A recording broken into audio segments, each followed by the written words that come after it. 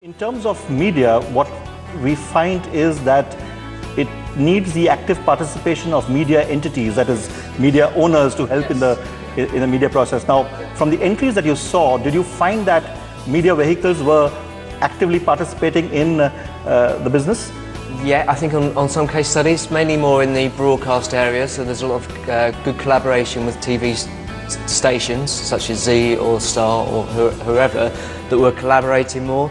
However, as an industry as a whole, I think that sometimes there's too much reliance in the media world to hand some of the problems or the reins over to some of the media entities to say, solve this solution. That's never going to happen.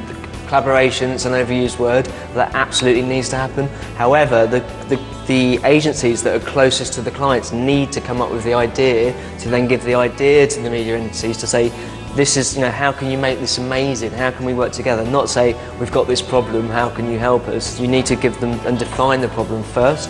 And so it's hard, so that's my view. And I'm sure on some of the entries that rose to the top, that must have happened.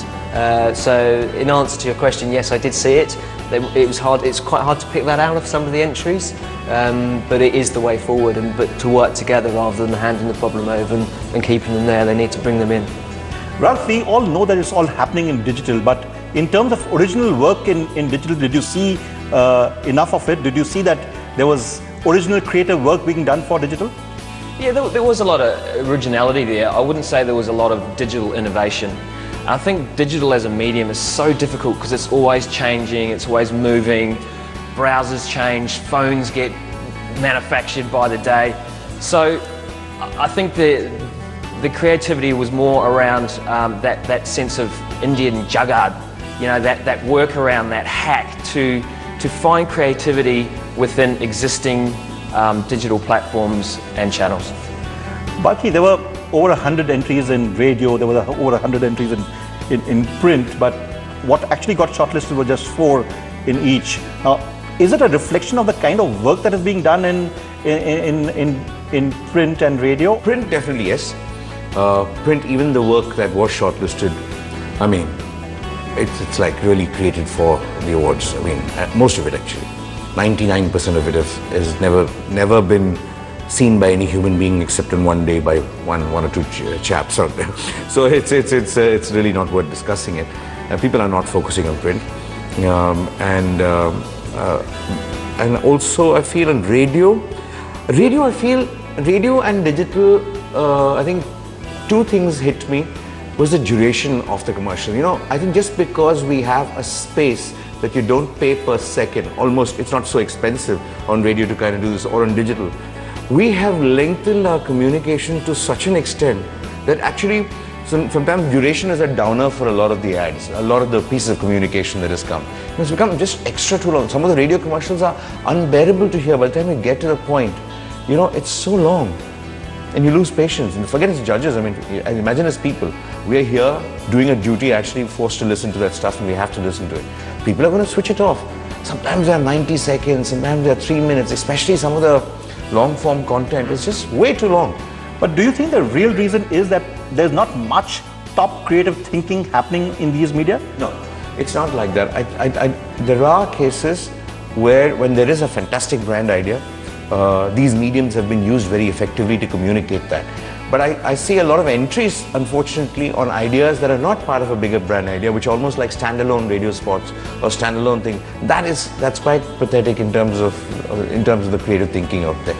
So where they have been a part of some fabulous ideas overall for the brand, I think some of them are very good. We always come and discuss this question about creativity versus effectiveness, but what, according to you, really matters for an ad? The fact that it is done very well in creative awards, or the fact that it does well for the client? It has to have an impact. So yes, we need to remember that advertising is setting a business well. We're not pure artists, and actually we're here to do a job for our clients, which is to move a from to a to. So whether it's an attitude or a behaviour or whatever it might be, and how well this idea is connected with a human being to make them, influence them to make that change is what it's all about, and therefore measurement needs to come first. So it's often now, these days, if we can't measure it, then how do we know? And so the measurement has to be the most important thing in any campaign, and how you put KPIs or you put things in place to make sure you can measure that change. Balki, Lowe has been doing fantastically well at all the effectiveness awards. So what is your overall view to your team in terms of effectiveness versus creativity? I'm not for the effectiveness awards or for any awards.